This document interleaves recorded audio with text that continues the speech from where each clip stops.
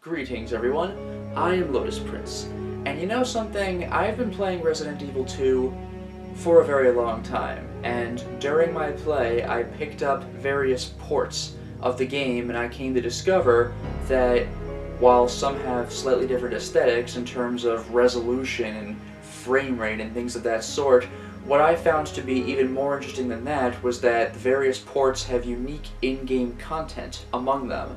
So what I'm going to do right now is show you all of the ports of Resident Evil 2 and discuss the unique in-game contents that can be found among them. I'm not going to go so much into technical details like resolution unless there's a drastic difference somewhere that I really feel can't be overlooked. I'm not so much a technical guy, but in-game content, what can you expect to find when you play this version of Resident Evil 2?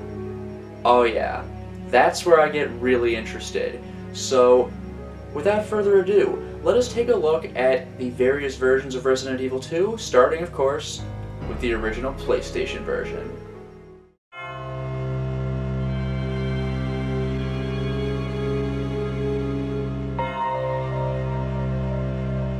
The original PlayStation version has the basic elements of the game.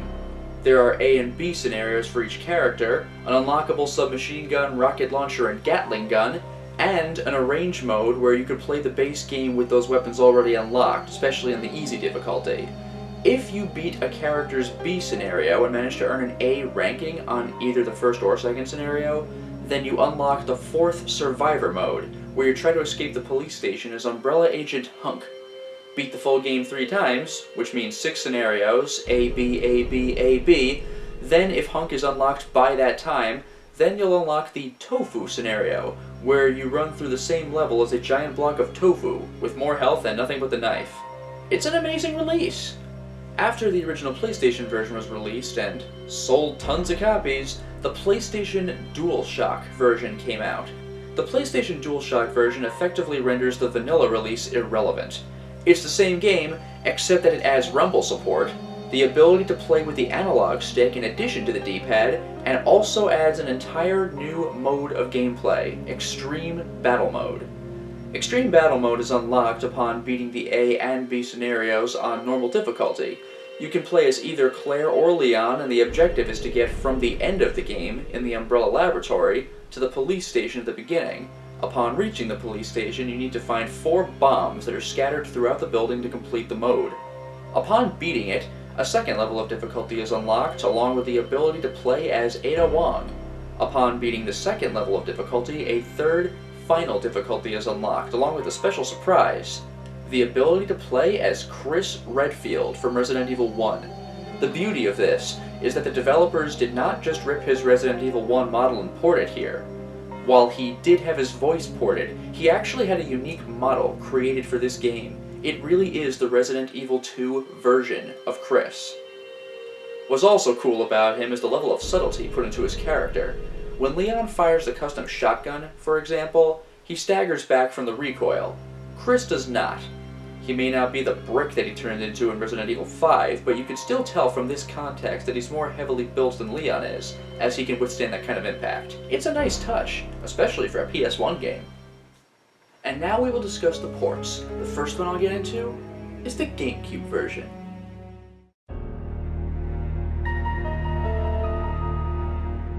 The Gamecube port is identical to the PlayStation DualShock game in terms of basic content offered. It has analog and rumble support as well as extreme battle mode. There are some differences, however.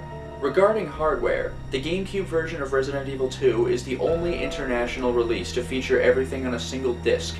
Other versions of the game have 2 discs, one for Leon and one for Claire. As far as in-game content, the first difference is apparent as soon as you start or load a game. Most players are probably used to hearing this.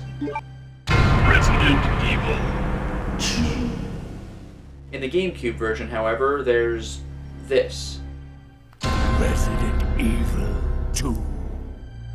I was curious as to why this was the case, but I had suggested to me a very plausible theory.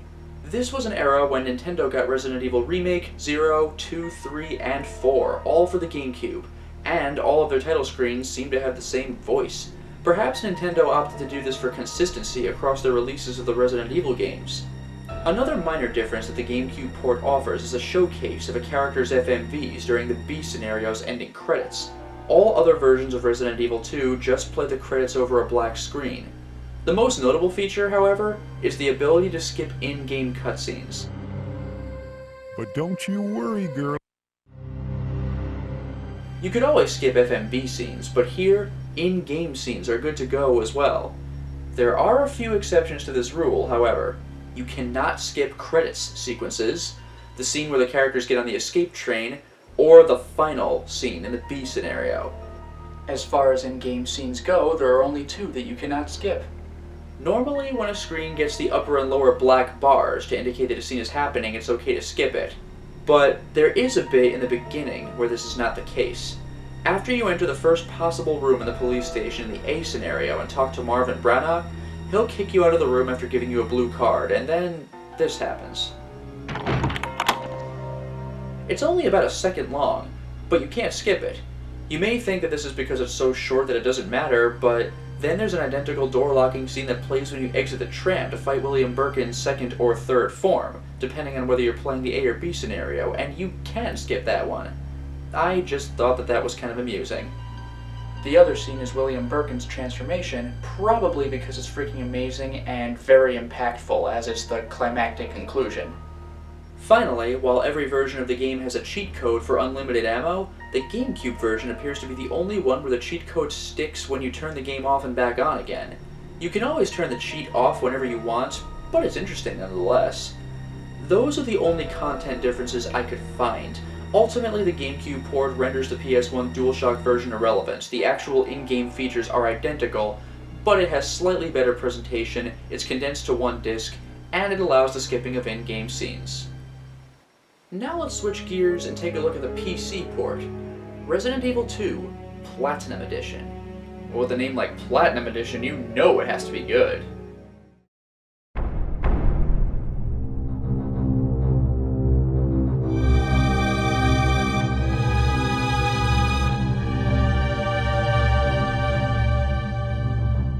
Well, it's not bad. First of all, as was the case with some 90s games, you don't actually have to install Resident Evil 2 onto your computer. Installing will make the game run a bit more smoothly, especially on 90s rigs. Not sure if you'll notice much of a difference in a modern PC, but it's still optional. You can actually play the game right off the disc. While I said I wouldn't go too much into technical differences, this one does interest me a bit. You can play the game in windowed mode or full screen, and in resolutions of 320 by 240 or 640 by 480. As for content, it has all the features of the DualShock version, as well as all 3 levels of Extreme Battle Mode already unlocked, which means that you have access to all 4 characters right from the start. On one hand, this gets rid of the satisfaction of unlocking everything, but on the other hand, it's all right there in the opening menu, so you don't have to take up save slots to access them. In addition, there is also a section to check out concept art and FMVs that you've unlocked from your gameplay. You do start with some content here, but you get more as you play the game. Disc 1, or Leon's disc, contains the concept art, and Disc 2, or Claire's disc, contains CG illustrations as well as 3D models of anything that you've killed or encountered along your travels. One other thing that I get a kick out of is the control customization. Lots of games offer custom key bindings, but this game goes above and beyond and gives you a unique screen with your character walking in front of a mirror to check out the various actions that can be performed. One negative thing I will say about the controls, however, is that the game does not appear to have auto-aim. Therefore, aiming at monsters can be rather clunky, as you have to swivel your character until you're satisfied with where you're pointing your gun. Every other version of the game allows for auto-aim, which makes targeting enemies much easier. Regarding actually playing the game, you can use a keyboard, of course, but you can also hook up a controller to your PC, if it's compatible. In fact, the game's README file actually recommends that you use a controller for this, because while you can customize the keyboard to whatever you want, there are some cases where, depending on how you set things up, your keys might sort of overlap each other. For example, you might hold down 2 keys and one kind of overrides the other, and then you won't be able to do what you want. So make sure that if you are playing with the keyboard, that everything actually works the way you want it to. Back to the good parts of the PC port though. On top of all these features, once you beat the game, you unlock hard mode. Normally the game does not have hard mode, and you may think that it's a step up in difficulty, but actually it's several steps up. Some enemies can take insane amounts of bullets to go down, and hit like a truck. Also, some enemies are faster than usual. In addition, health and ammo become a lot harder to find. This means that you have to avoid almost every enemy in the game, rather than take everything down. You simply don't have the ammo or health to spare. However, one compensation for the increased difficulty is something that the advanced mode of the Resident Evil Director's Cut used. Your pistol has a chance of decapitating zombies. You may get lucky and actually spend less ammo on them than you would in lower difficulties. That said, I wouldn't bet on it. You can get lucky, but it doesn't happen too terribly often. One other really cool feature of the Platinum Edition is that while you cannot skip in-game scenes, you can skip the door loading screens. This may seem paltry in comparison, but you do open a lot of doors in this game. It adds up more quickly than you may think. Not only that, but unlike all other ports, you can skip the final FMV, and even the ending credits sequence.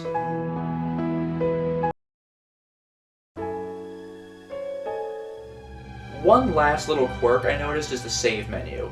If you are overwriting a file, then you have the option of changing the name, just like every other version of Resident Evil 2, or simply updating the data, where your file saves, but you still retain the name of your previous save.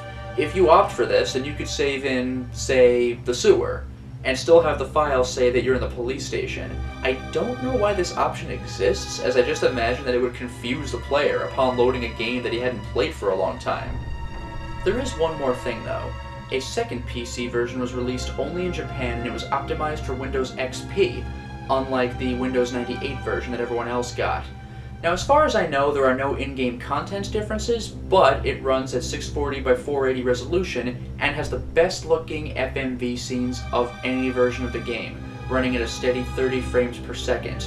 Also, unlike most versions of the game which have a Leon disc and a Claire disc, this packs everything into a single DVD, which means that the Gamecube port and this Japanese-only PC port are the only ones to put everything on just one disc.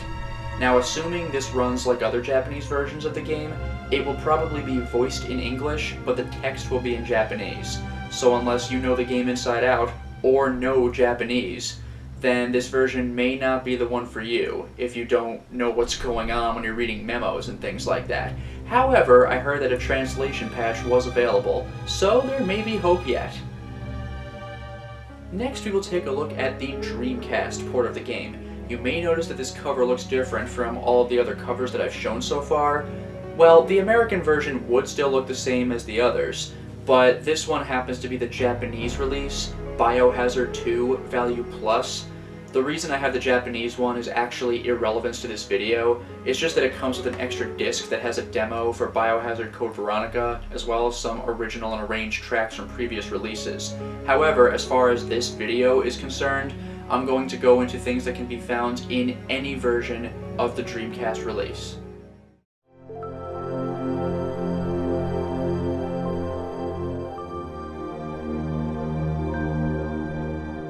The Dreamcast port has the same features as the PC version, right down to the screen showing you how to adjust your monitor's brightness, and even the almost fully customizable key config screen.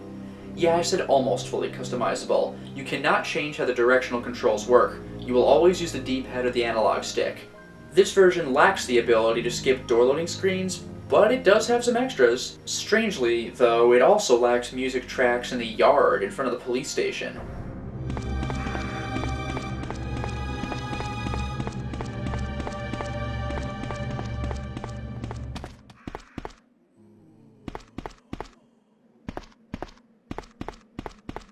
And in Marvin's office.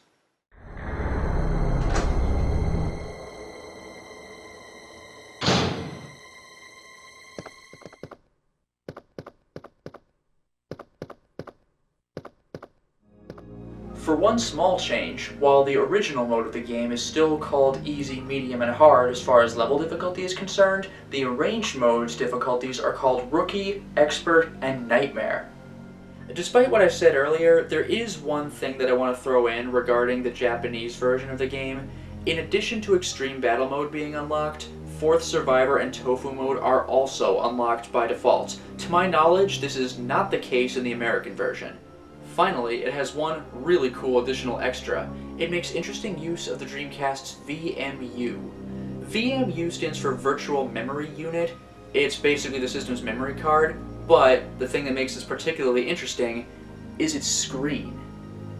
Some games just show amusing pictures on their VMUs during gameplay, and even Resident Evil 2 has the eye from the title screen while you're looking at the title screen.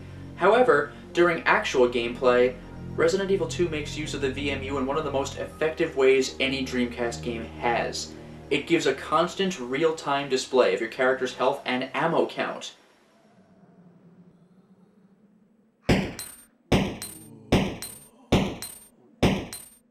It keeps track of how much ammo you have for whatever weapon you currently have equipped. It even shows the infinity symbol when you use the infinite ammo cheat. This is incredibly useful, as you don't have to break gameplay to check your inventory screen to find out when you need to reload, if you haven't been keeping track of your remaining ammo in your head. The same goes for your health. It is true that Resident Evil 2 gives you better hints about your health than Resident Evil 1 did. In the first game, you had no choice but to go to your inventory screen to see what your remaining health was, but in Resident Evil 2, your character stands upright at fine status, clutches the chest for caution, and staggers for danger. Therefore, the VMU showing this information may seem superfluous. However, there's more to it than that. There are 2 caution statuses, yellow and orange, with yellow being closer to full health and orange being closer to danger. Your character clutches the chest for both of these, so you may want to check your inventory screen to see whether it's worth it to use a big healing item now, or save it for 1 or 2 more hits. However, the VMU actually makes a distinction between the 2 cautions. For yellow caution, it simply displays the word like it does for fine. However, once you get to low health, the status starts blinking. Danger blinks, but orange caution also blinks. This way, you can actually see how your character is doing at all times without ever having to check your inventory screen. This is a brilliant use of the VMU, and it helps to keep gameplay going. Very well done. Oh, and one more thing. This is not exclusive to the Dreamcast, but as I have a Japanese copy, I may as well show this little extra. As it turns out, Japan actually got a censored version of Biohazard 2 across the board. Take a look at what happens when you're killed by an enemy.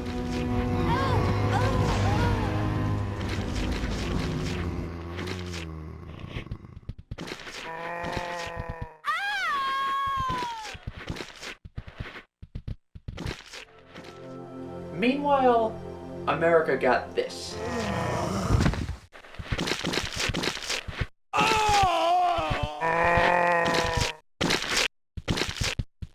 That's quite the difference. One other quirk about the Japanese release, and this goes for all Japanese releases of Resident Evil 2, is that they're generally easier than the international releases in that they have fewer enemies. One thing America did not get, though, that Japan did, was the coveted S rank. Well, America kind of did. America's A rank is the Japanese S rank. It's still satisfying to see that letter on the screen, though. The S rank thing might seem like a really minor point to bring up. America got A through E, Japan got S through D. Who cares? Here's the thing. I really wanted to see the S ranking because I thought America had it. It drove me insane. I tried so many playthroughs to get S ranking and I was wondering what I was doing wrong. Why did I think America had it? Because every instruction booklet I've taken a look at says that we do have it. The translators directly translated the Japanese instruction manual to English. Why wouldn't they? That's what you do. But in doing so, they accidentally said that we have a feature that we don't. When you complete the mission, you are given a ranking based on how well you did. The rankings are S, Superior, A, B, C, and D. It says it right here, and in every other instruction manual I checked.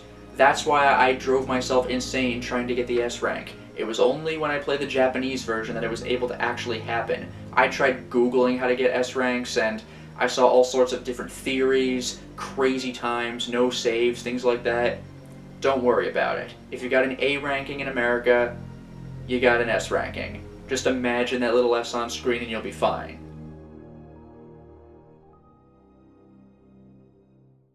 now we get to what is, in my opinion, easily the most interesting of the ports. The Nintendo 64 version.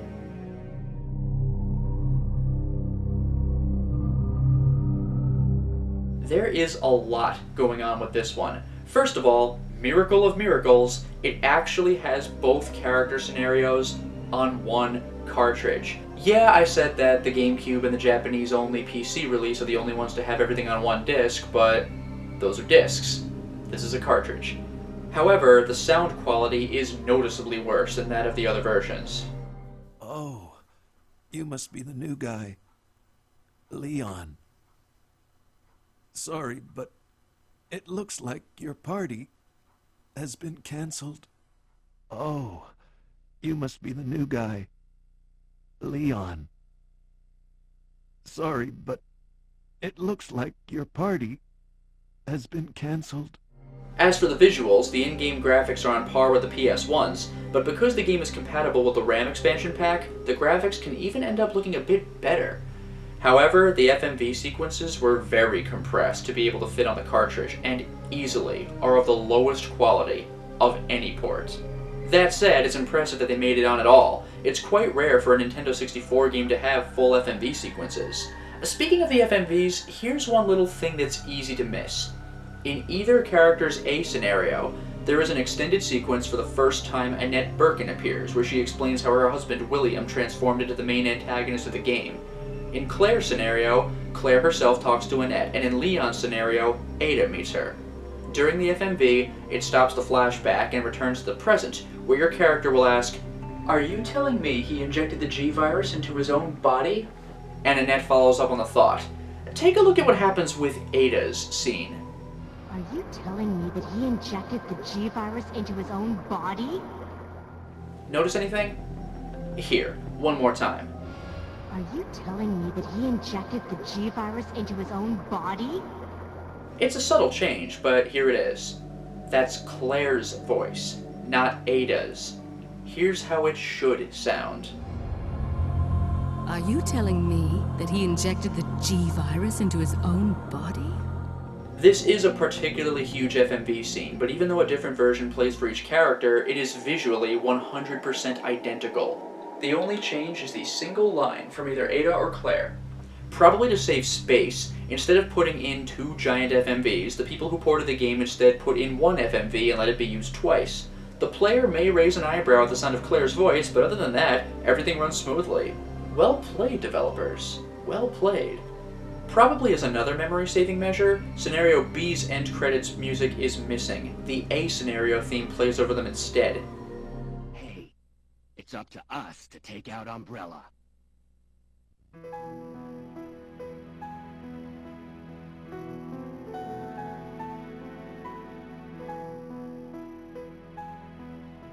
Here's what the B scenario music is supposed to sound like.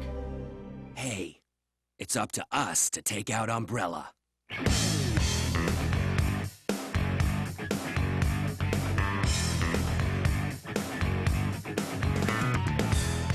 There is one last technical thing that bugs me though, and that's the save feature.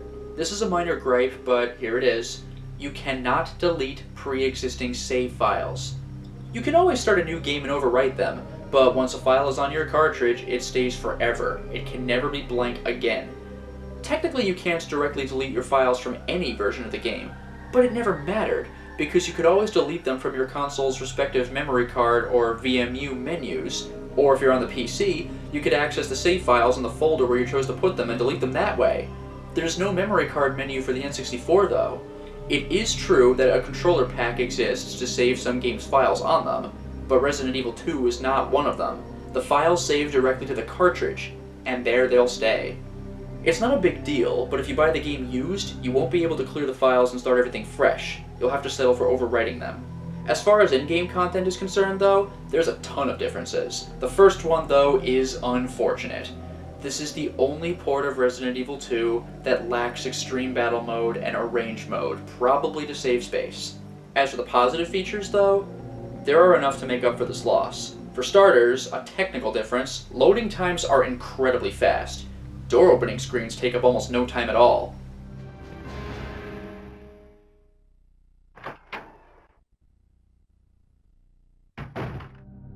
Hunk and Tofu scenarios are in the game and can be unlocked normally, but they can also in fact be accessed immediately via push-button codes from the load screen. Go to the load screen and input the codes and you'll be transported directly to the scenario's respective title screens. The infinite ammo code is input on the load screen as well. Interestingly, when you're in the game, you do not have an infinity symbol by your weapon's ammo counter. It will keep counting down to 0 as you shoot. However, once you hit 0, you will still be able to shoot forever with no problems. Finally, the N64 version is the only one where you cannot turn the cheat off while you're in the game. All other ports have their cheat code activated in the item screen, or in the GameCube's case, the options screen. As the N64's is activated in the load screen, you would have to reset the system or turn it off completely to wipe out the cheat. You can also exit the game through the options menu, go to the load screen, and input the cheat again. Also, the N64 port is the only one to actually feature a push-button invincibility code. Yes, you can actually play through the game completely impervious to damage if you so desire. Also, Hunk and Tofu scenarios. As all cheats, including this one, are activated at the load screen, you will be unable to turn this one off during gameplay as well. Also, when you prepare to start a new game, there is a violence control option, where you can set the violence level to low, medium, or high. It defaults at low. And it also has the option to change the blood color. You can keep it red, or go to blue, or green. The default option is blue, so if you want high violence and red blood, then be sure to pay attention rather than mash to the opening options. After beating both characters' A and B scenarios, you also unlock one of the more interesting features, a randomizer. It changes the locations of non-key items. With this, you can go to an area where ammo typically appears and find an herb instead. Similarly, you could find ammo in an herb's place, or an herb of a different color than usual. It keeps the gameplay fresh this way, as you never know what you're going to find. What is probably my favorite feature, however, is the addition of the EX files. Nintendo did not get the first Resident Evil game, nor would it until a remake for the Gamecube in 2002 and a more PS1-ish version of the original game, Deadly Silence, for the Nintendo DS in 2011. Therefore, people who only had an N64 would be missing out on overarching plot details in the Resident Evil universe, as their first game was 2. The EX files exist to connect Resident Evil 2 to the previous entry in the series, and even to future entries. Why not? After all, Nintendo would get the aforementioned GameCube, Resident Evil 1, 2, 3, and Code Veronica ports. Amazingly, one of the notes even connects to the then upcoming Resident Evil 0, which was being developed for the Nintendo 64 at the time. The 16 EX files can be found throughout the game, but not in a single playthrough. Some are found generically in the A scenario and generically in the B scenario, but others can only be found in character-specific A or B scenarios. This, on top of campaign story changes, further encourages multiple playthroughs, so players can find every extra note in the game. It's a nice touch. As far as other in-game extras, one of the most notable is a new selectable control scheme which actually removes the tank controls, and lets you play with the standard 2D setup, where up is up, down is down, and left and right are their respective directions, as opposed to up being forward with tank controls, where your character might actually go down if you press up if your character is facing the bottom of the screen. This is literally a game changer. Navigation becomes much smoother, especially for players who are not fans of the traditional tank controls. Also, Leon and Claire have different special costumes. They are not additional costumes though, but replacements for the alternate costumes from the other versions of the game. One thing that I found interesting is that Claire's new costume still comes with that extra fast revolver, so you could always put the costume back and keep the revolver, or keep it on, whatever you like. But as far as Leon went, both of his costumes in most versions of the game allowed him to shoot the pistol more quickly than he normally could. In this case, though, only one of them lets him do that. The other costume has him fire at the normal rate. I just thought that that was an interesting change.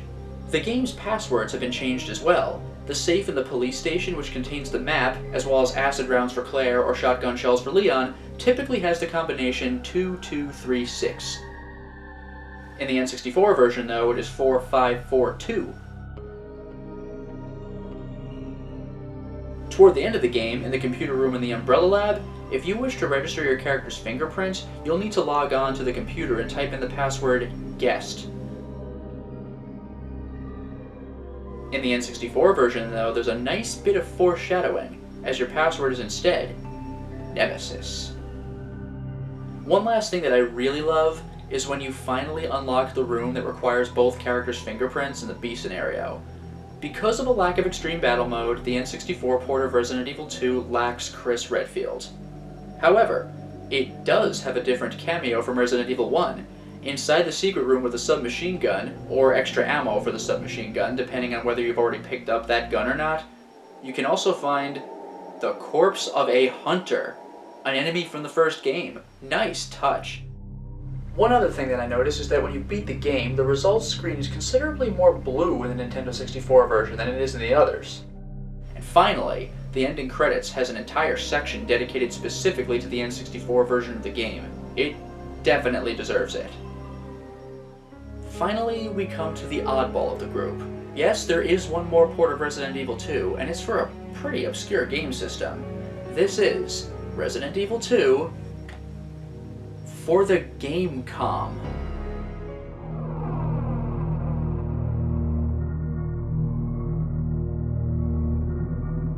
The Gamecube was made not by Sony, not by Microsoft, not by Sega, not even by Nintendo, but by Tiger Electronics.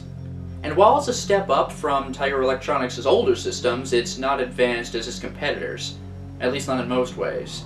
The Gamecube Resident Evil 2 is surprisingly detailed for the system it's on, but it still plays like a Tiger Electronics game. Full-length cutscenes, therefore, are not going to work in this one, but you can still see how it compares to its source material. You still start in a zombie-infested alley, you still get the shotgun in Kendo's shop, sans Kendo though, there's just a shotgun lying there. The game plays very slowly though, and despite it feeling more two-dimensional than its peers, it actually still plays with tank controls. While the graphics are certainly nothing to brag about, the sound is surprisingly good. Remember when I was talking about the Gamecube port and I said that it has a unique title screen voice and every other version of the game had the older style? I really meant every version. Resident Evil 2. The in-game sounds aren't bad either.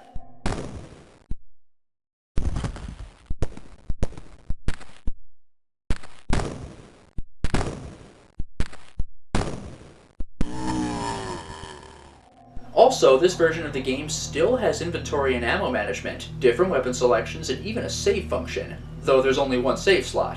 One thing that I find interesting is that this is the only version of Resident Evil 2 where you can actually move while your gun is drawn. You cannot run though, you can only walk, and you can only move in the horizontal direction. If you try moving vertically, then you will just pivot your aim, like you would in any other Resident Evil game. Also, this game has files, like the kinds of memos you pick up in every other version of Resident Evil 2. However, despite that the instruction manual says that in that section of the menu you can check the files you have collected, you start the game with all 12 files.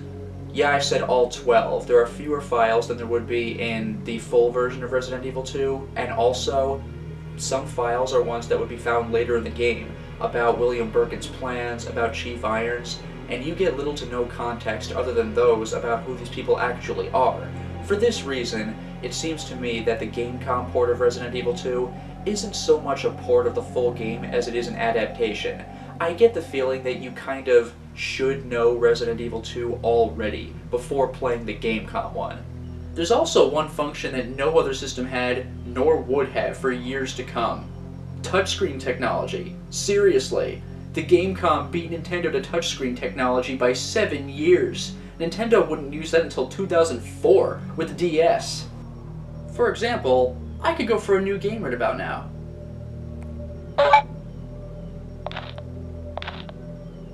Pretty cool, huh? However, you may have noticed something. You immediately start playing as Leon. While most versions of Resident Evil 2 have separate discs for each character, the Gamecube actually has separate games. This game is Leon's campaign. Unfortunately, due to the commercial failure of the system, the Claire game never came out. I wonder if there would have been any continuity, or if they simply would have been similar games with different characters. Regarding this, one thing about the Gamecube I hadn't mentioned is that it's also innovative in that it has 2 cartridge slots on the system. This means that you can quit one game and boot up the other without having to go through your storage container to look for a second cartridge. It made gaming on the go considerably more convenient. This is just speculation, but I wonder whether it would have been possible to put both Leon and Claire's campaign into the system at the same time and do some sort of data transfer, like the Nintendo 64 considered doing with Banjo-Kazooie to Banjo-Tooie, where you could have quickly swapped out one cartridge for the other to transfer secret item data to the sequel. I guess we'll never know. Well, there you have it. Those are the in-game content differences that I could find for Resident Evil 2. As you can see, the game has a ton of stuff to offer.